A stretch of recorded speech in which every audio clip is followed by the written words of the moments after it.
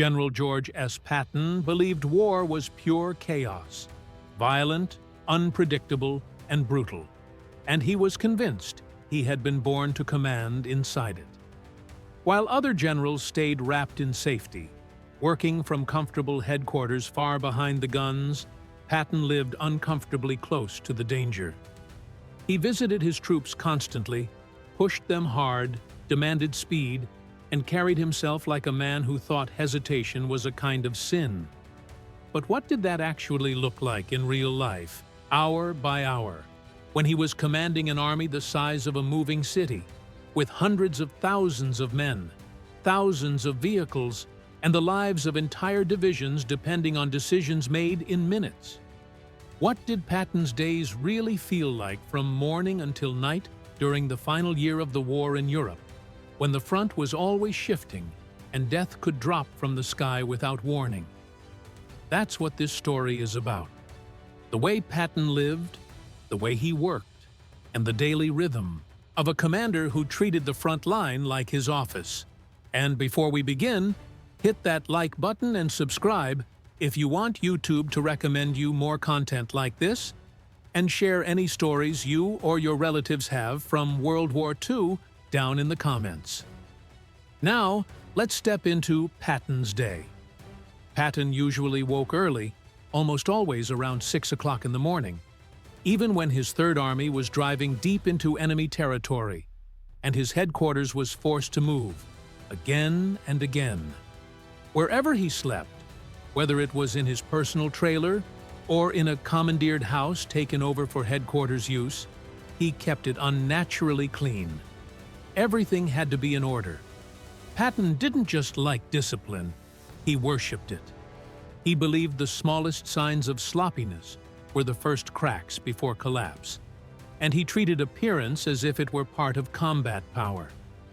The first thing he did after waking was shave carefully, the way a man does when he thinks the mirror itself is a test.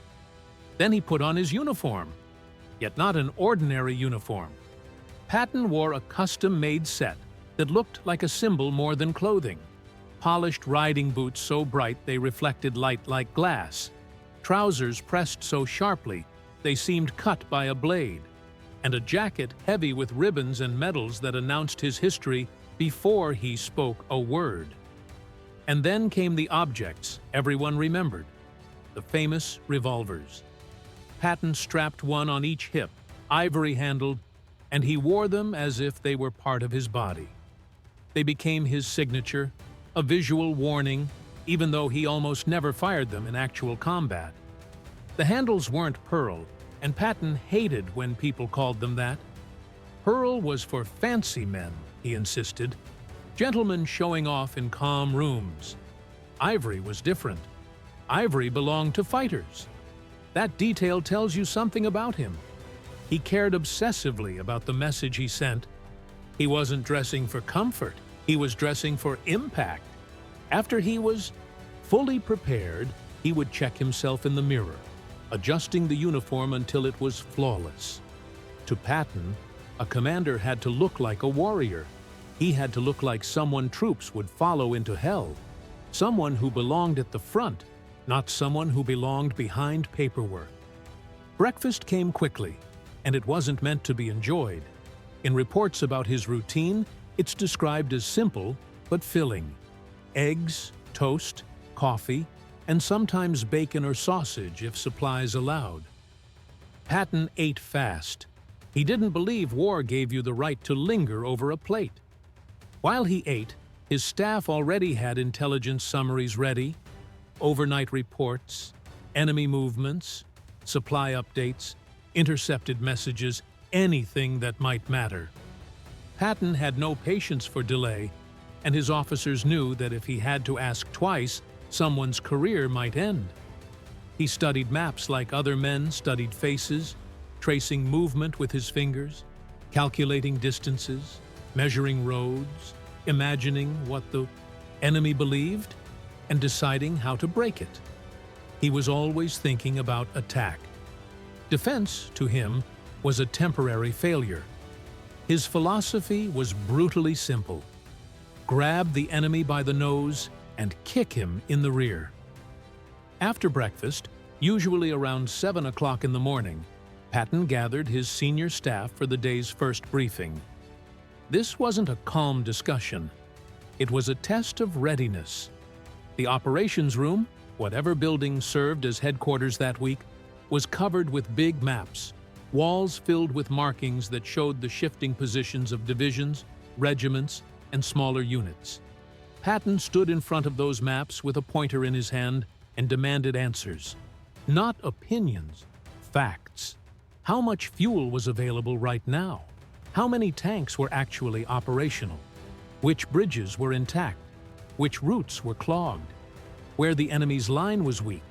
Which units were ready to strike? And which commanders were hesitating? These briefings were also where Patton's temper appeared in full force. If an officer offered excuses, Patton attacked him verbally like an artillery barrage. Bad news did not merely disappoint him, it angered him. Sometimes he cursed so violently that even hardened combat veterans blinked. When he heard that supplies were delayed or a unit had failed to reach an objective, he could erupt, shouting, slamming his hand against tables, and in some stories throwing his helmet in frustration. His language was famously filthy, and he didn't care if it shocked people. Patton wasn't performing politeness. He was demanding results. He believed the enemy did not pause, so neither should his army. By 8 or 9 o'clock, the morning work shifted into what Patton considered his most important mission of the day: going forward. He climbed into his personal jeep and headed toward the front lines. Because unlike many generals who commanded from far behind, Patton believed he had to see the war with his own eyes, and he believed his soldiers had to see him.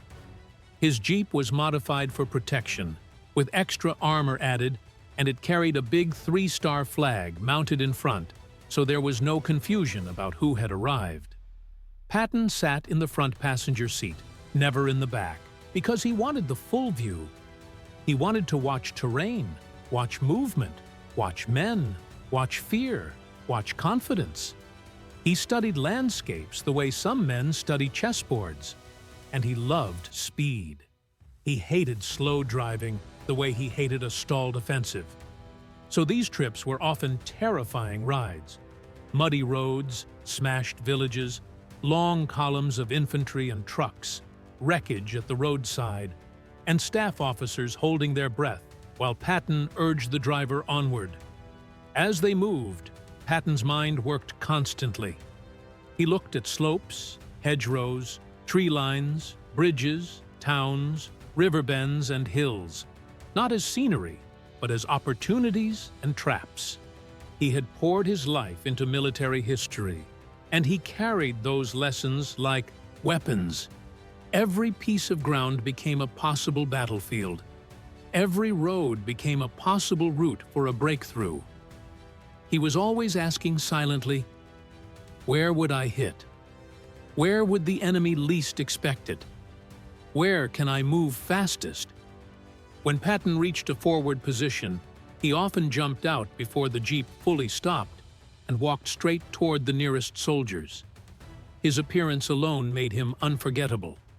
The polished boots, the gleaming helmet, the uniform, the revolvers catching light. He looked like a symbol that had stepped out of a poster and into the mud. And the men he visited were usually exhausted, cold, wet, dusty, tired, hungry, scared, and living with the constant pressure of artillery and sudden death. But when Patton appeared, soldiers stood straighter. Even the ones who didn't like him felt the effect. He walked right up to them, sometimes while shells burst somewhere not far away, and he started asking questions. Do you have ammunition?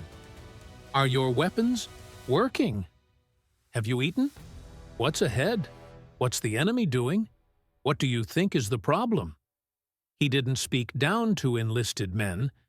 He spoke to them like fighters, using rough, direct language they understood. He could curse with them, joke with them, and make them feel like they were part of something unstoppable. Patton had a rare gift. He could inject confidence into a unit like fuel into a tank. He told them they were winning, that the Germans feared them, that the Third Army was unstoppable, that speed and aggression would crush the enemy before they could breathe. Even when reality was ugly, Patton radiated certainty, and certainty spreads. But Patton could also be unforgiving. If he saw sloppy discipline, an unbuttoned jacket, a weapon poorly maintained, a soldier without a helmet, he could explode. He believed details saved lives. He could fine officers on the spot for careless standards. And he demanded that even under fire, men looked like soldiers. His intensity could cross the line into cruelty. He was involved in a notorious incident where he slapped a soldier in a hospital, believing the man was faking illness. That moment nearly destroyed his career, but it revealed something harsh. Patton's obsession with toughness was not a slogan. It was a belief system. He feared weakness, and he attacked it whenever he thought he saw it. During these visits, Patton often pushed his way to observation posts where officers studied enemy positions through binoculars. Patton would take the binoculars himself and stare into the German line, asking sharp questions about machine gun placements, artillery locations, and weak points. He wanted details that could be turned into action immediately. And when he made a decision, he didn't treat it like a suggestion. He might order a battalion to move right now. He might tell artillery to start pounding a certain position immediately. He might push tank units to prepare for a breakthrough without waiting for a perfect plan. His staff officers scrambled to write orders and transmit them back, because Patton did not wait for comfort. He believed speed was everything. He would rather make a quick decision that was mostly right than wait for a perfect plan that arrived too late to matter. In his world, delay was the enemy's best friend. By noon or early afternoon, Patton returned to headquarters, usually to eat something quick. Lunch was rarely more than sandwiches or whatever the field kitchen could provide. But lunch was still work. Patton spread maps across the table, pushing aside plates, cups, crumbs. None of it mattered. And he issued orders for the next phase of battle. If a town had been taken in the morning, he wanted the next objective under pressure by afternoon. He hated pauses. He hated delays. His belief was that momentum saved lives. The faster you broke the enemy, the sooner the war ended. He often lived by that famous idea that a good plan violently executed now is better than a perfect plan executed next week. That wasn't just a quote, it was his operating system. And then came the problem that haunted every fast-moving army: fuel. Patton's tanks and trucks devoured gasoline, and the Third Army often moved so quickly, supply lines struggled to keep up. Fuel shortages weren't occasional. They were constant threats, like a hand reaching up to grab the Army's ankle. When quartermasters said fuel was running low, Patton could erupt. He accused supply officers of timidity, of thinking like clerks instead of warriors. And sometimes he pushed anyway, ordering units forward even when the tanks were nearly dry. Gambling that captured fuel or rapid improvisation would keep them moving. He feared that stopping would give the enemy time to rebuild defenses, and he believed that would cost more lives later. So he pushed, sometimes scraping fuel from other armies, sometimes sending parties to seize German stocks. He lived in a constant tug-of-war between speed and supply, and he treated the supply problem like something he could bully into submission. After lunch, Patton returned to planning sessions in the operations room. The afternoon was filled with coordination: corps and division commanders, supply details, artillery positioning, communication issues, route planning. Patton used the telephone constantly, calling subordinates and demanding updates. His phone calls were infamous, sharp, profane, and intense. If a commander wasn't moving fast enough, Patton could scream threats of relief from command. He believed hesitation was contagious. But he also understood morale. When units performed well, he praised them, rewarded them, and made sure bravery was recognized. He knew soldiers fought harder when their commander noticed them.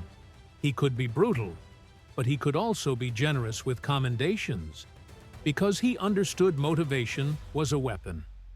Afternoons were also when he dealt with higher headquarters, and those relationships were often tense. Patton had to report to General Omar Bradley, and later to General Eisenhower, and the friction was real. Bradley and Eisenhower worried Patton's aggression could create political problems, diplomatic problems, and operational disasters. They saw him as reckless. Patton saw them as cautious. He believed they didn't understand the magic of momentum. When he received orders, he disliked. He argued fiercely. Sometimes he pushed against the limits. Sometimes he interpreted instructions in the way that best suited his offensive instinct. And later, he might claim communications were unclear. That rebellious streak got him into trouble again and again. But it also produced results. Patton's victories often came from refusing to slow down.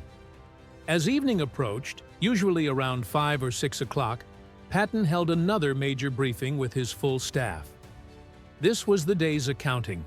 What had been gained, what had been lost, what had been spent. Officers brought casualty numbers, ammunition expenditure, territorial changes, and intelligence summaries of enemy movements. Patton studied those reports carefully. People who only saw his temper thought he was impulsive, but beneath that impatience, he was intensely focused on details that mattered. He understood capabilities, tank models, artillery ranges, organizational patterns of German units. He weighed terrain and weather and strength ratios. Yet even when he considered risks, he always leaned toward action. If there was any chance to attack, he wanted to attack. His staff learned quickly how to present options.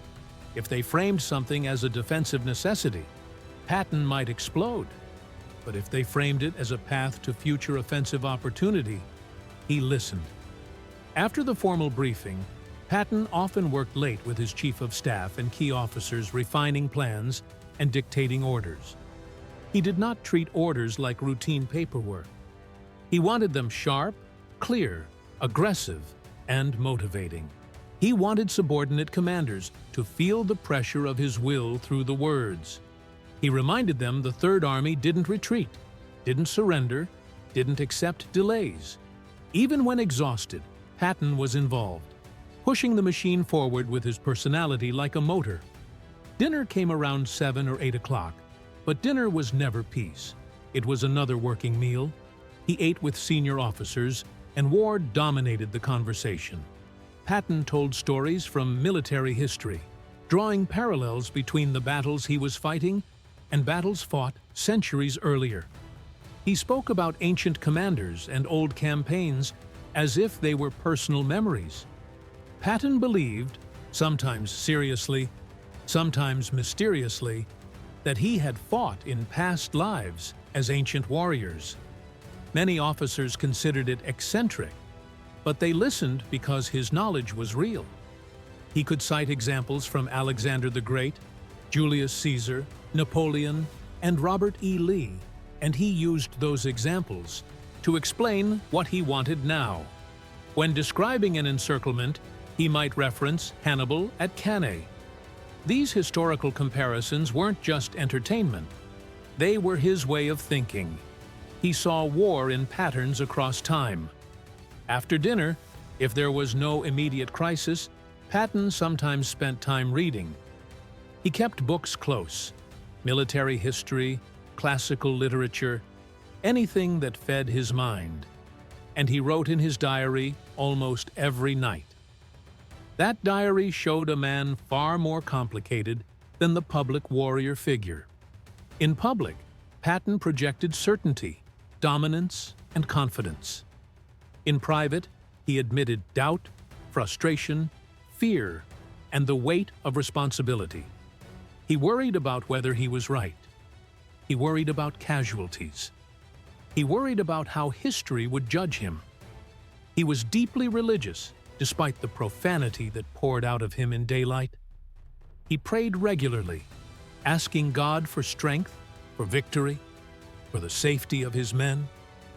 During the Battle of the Bulge, he famously ordered his chaplain to write a prayer for good weather so aircraft could fly, and he had that prayer printed and distributed across the Third Army. Patton believed morale, faith, and will mattered as much as artillery. And night did not end the war. Night simply changed its shape. Patton often stayed awake monitoring operations because attacks could continue after dark and crises could erupt without warning. Staff officers woke him if something significant happened, and he would appear in the operations room in a bathrobe to review the situation. He could make decisions in the middle of the night, sending reserves to reinforce a breakthrough, shifting artillery fire, ordering a unit to change direction at once. Sleep came when it could, often 5 or 6 hours, sometimes less. Patton believed too much sleep softened a man. He took pride in toughness, as if endurance was proof of destiny. There were times, though, when exhaustion hit even him, especially during intense periods like the race across France or the winter emergency of Bastogne. During the operation to relieve Bastogne, Patton drove his headquarters machine almost without stopping, directing the movement of 3 divisions, forcing logistics to perform miracles, pushing through brutal winter conditions. Other generals said it couldn't be done. Not that fast, not in that weather. Patton made it happen through sheer force of will and relentless pressure. He drove men hard, visited forward units personally, and demanded speed when speed seemed impossible. His army covered more than 100 miles in brutal conditions and smashed through the German pressure around the surrounded forces, proving his aggressive style could produce what looked like miracles. Before finally trying to sleep, Patton sometimes stepped outside and looked at the night sky. He loved the stars. He felt connected to ancient warriors who stared at the same constellations before battle. He believed in destiny. He believed he was meant to be a great commander, and that belief helped him endure setbacks, criticism, and controversy. When he lay down, his mind stayed on tomorrow's fighting. He reviewed unit positions, imagined enemy reactions, searched for openings. Even in rest, war clung to him. An orderly once described Patton talking in his sleep, giving orders or cursing invisible enemies. The stress was enormous, but Patton seemed to thrive in it. Fighting energized him. Command sharpened him. Peace, to Patton, felt like emptiness, and not every day matched the routine. Some days revealed sides of Patton people didn't expect. When the Third Army encountered the horror of liberated camps in Germany, Patton was shaken by what he saw. He pushed for civilians to be forced to witness the evidence of Nazi crimes, insisting people had to face what had been done. Patton walked through those scenes himself, disturbed in a way his officers could see. He told them they were now witnessing the reason they had fought. Yet even then, the war did not release him. He returned to the work because he believed the only answer was victory, complete and final.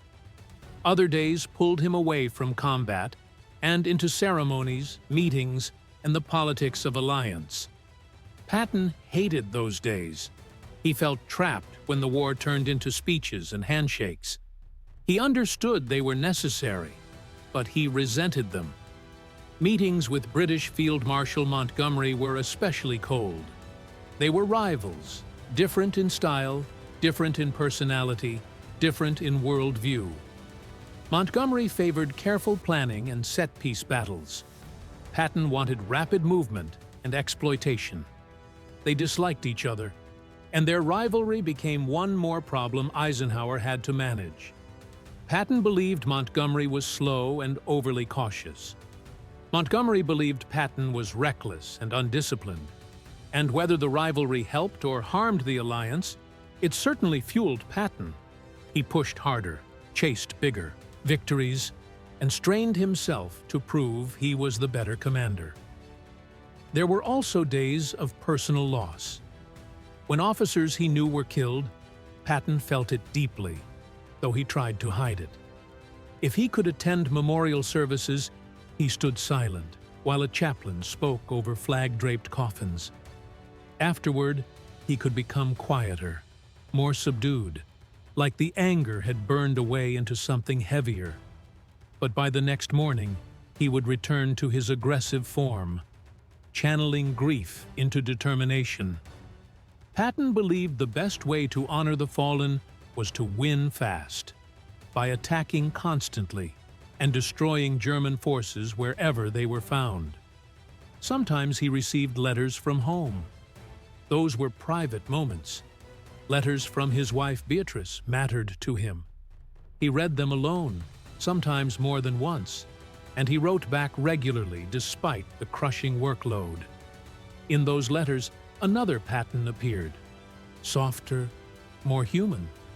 He expressed love, concern for family, longing for the war to end.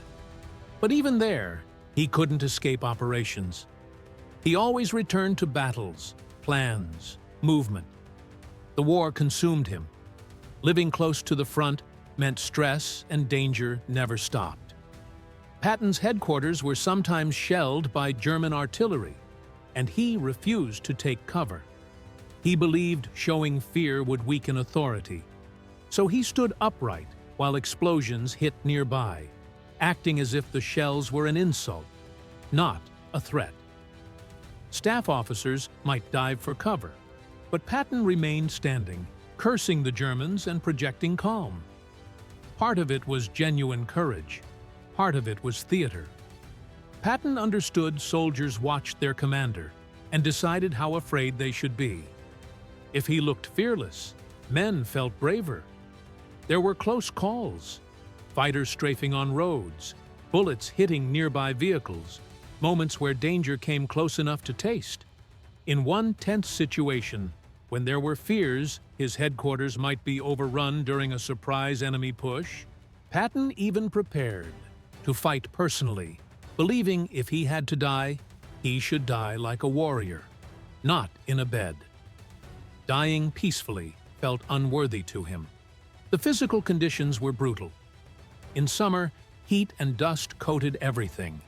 Tanks and trucks threw dirt into the air until it clung to skin and clothing. Patton's immaculate appearance could be ruined after a forward visit, dust covering his uniform like sandpaper. In winter, especially during the Battle of the Bulge, cold became a weapon. Temperatures dropped below freezing, snow-covered roads, men suffered frostbite, vehicles struggled, and misery was constant. Patton layered clothing under his uniform and wore heavy coats, but he still felt the bite of winter. He worried about his men and demanded extra rations, better supply of warm gear, and prepared medical teams for cold injuries. Mud was another enemy. Rain turned roads into rivers of sludge.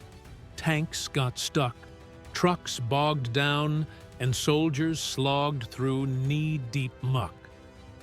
Patton went out into that mud, watching engineers struggle to keep roads usable, pushing them to work faster because he understood mobility was his greatest weapon. Supply difficulties never vanished. Ammunition, fuel, food, and parts had to travel hundreds of miles to reach a moving front. When supplies ran short, Patton could rage at logistics officers, but he also understood the challenge was enormous. And still, he demanded miracles. Somehow, often enough, he got them. That combination, unreasonable pressure mixed with clear understanding, was part of why he was so effective and so exhausting to work for. What made Patton unique was how he fused showmanship with genuine tactical skill. The ivory-handled revolvers, the polished uniform, the sharp language, the theatrical presence. It was designed to create a legend. That legend inspired his troops and unsettled his enemies, but behind it was a mind that understood armored warfare at a deep level. Patton knew how to mass tanks at weak points, break through fast, and exploit the gap by racing deep before the enemy could recover. In a way, his thinking anticipated modern rapid warfare principles even while fighting the Germans who had made such warfare famous. Patton also took risks other commanders avoided. During the fast advance across France, he was supposed to halt at certain lines and wait for supplies to build up. Instead, he kept attacking, betting speed would pay off. Often, it did. His relationship with soldiers was complicated. Enlisted men often respected him, sometimes even loved him, despite harsh discipline, because they believed he would lead them to victory, and because he cared about their welfare in his own way. He visited hospitals, talked to wounded men, awarded medals personally, asked where they were from, called them heroes. Those moments showed a gentler side hidden behind the warrior mask. Officers had more mixed feelings. Some admired him deeply and tried to imitate his aggressive style. Others found him unbearable because his standards were extreme and his temper could burn through a room. Patton relieved officers from command when they failed to meet expectations, and that created resentment. Yet even those who disliked him often admitted he was a commander who won. By war's end in May of 1945, his Third Army had inflicted enormous damage on German forces. His aggressive leadership delivered results and created enemies at the same time. After Germany surrendered, Patton struggled with peacetime and made statements that sparked controversy and damaged his reputation. He died in December of 1945 after a car accident in Germany, never making it home. And today, historians still argue, genius or reckless. But few deny he was one of the most effective American combat commanders of the war. His daily routine, relentless movement, personal courage, intense discipline, and dramatic leadership built a legend that still echoes. And yet, even that routine could break into extremes depending on the day. There were days Patton lived for, days during the breakout and rapid chase when everything clicked. Tanks racing, towns falling quickly, surrendering enemy officers stunned by how fast Americans arrived. On those days, Patton could seem almost electrified, barely sleeping, constantly demanding more speed, appearing in newly captured places while smoke still hung in the air. He would return to headquarters grinning, energized, acting like they were rewriting history in real time. But there were also days of frustration, especially when supply shortages forced slowdowns and pauses. Patton became like an animal pacing inside a cage, furious that the enemy was slipping away while his army waited for fuel. He stared at maps and calculated how far he could have gone, convinced the war could have ended sooner if he had been given what he needed. Those days sharpened his temper even more, and staff learned to stay out of his path. Their darkest days came when operations went badly or casualties were high. After a failed push or a hard enemy counterattack, Patton could become brooding. He visited wounded men in hospitals, saw missing limbs, severe burns, and young faces altered by war. Those images stayed with him. In private, he questioned himself. He wondered if his pressure had pushed too hard, if different choices could have saved lives. But then he forced himself back into aggression, because he believed hesitation ultimately cost more lives than boldness. Even grief, for Patton, had to become fuel. During the crisis of the Bulge, Patton's intensity reached its peak. When the situation became clear, his mind moved faster than most around him. Eisenhower asked how quickly Patton could disengage, pivot his army north, and strike the German flank. Others believed it was impossible in winter conditions on snow and ice. Patton claimed he could attack in 2 days with 3 divisions. People doubted him. Some thought he was bluffing. But Patton had already prepared, already considered the possibility, already pushed contingency planning. The following days became a blur of orders, movement, logistics, and pressure. Patton slept almost nothing, lived on coffee, drove his staff hard, screamed for fuel and ammunition to move faster, checked roads, visited commanders, and demanded speed where speed seemed unthinkable. He ordered his chaplain to prepare a weather prayer and had it spread across the army because he believed morale could shape reality. When the attack to relieve Bastogne began, Patton spent little time sitting safely at headquarters. He drove from unit to unit, watched artillery hammer positions, saw armor and infantry grind forward through resistance. When word arrived that the breakthrough to Bastogne had been made and the surrounded men were relieved, Patton was overwhelmed. He even cried, though he wiped it away quickly. That night he wrote that it might be the greatest achievement of his career, turning an army in winter and smashing through in days. The weeks after were brutal. Snow, frozen forests, rising casualties, frostbite alongside battle wounds. Patton visited hospitals daily, demanded hot food reach the front, pushed for extra boots and clothing, checked evacuation systems because dead and wounded soldiers could not fight. On the coldest days, he went out in it himself. He refused to sit warm behind a desk while his men suffered because shared hardship was part of how he kept faith with them. His uniform might have looked perfect, but he endured the same cold, the same danger, and the same exhaustion. That was part of why troops trusted him even when they feared his temper. And in the end, that's the strange truth of Patton's daily life. It was a cycle of performance and pressure, confidence and doubt, discipline and chaos, history and improvisation, always moving, always demanding, always chasing the next opening before the enemy could close it. He lived inside war like it was the only place that made sense to him. Peace felt like a prison. And every morning, when he shaved, dressed, checked the mirror, and strapped on those ivory-handled revolvers, he wasn't just preparing for a day of work. He was preparing to step back into the storm because he believed he was meant to master it.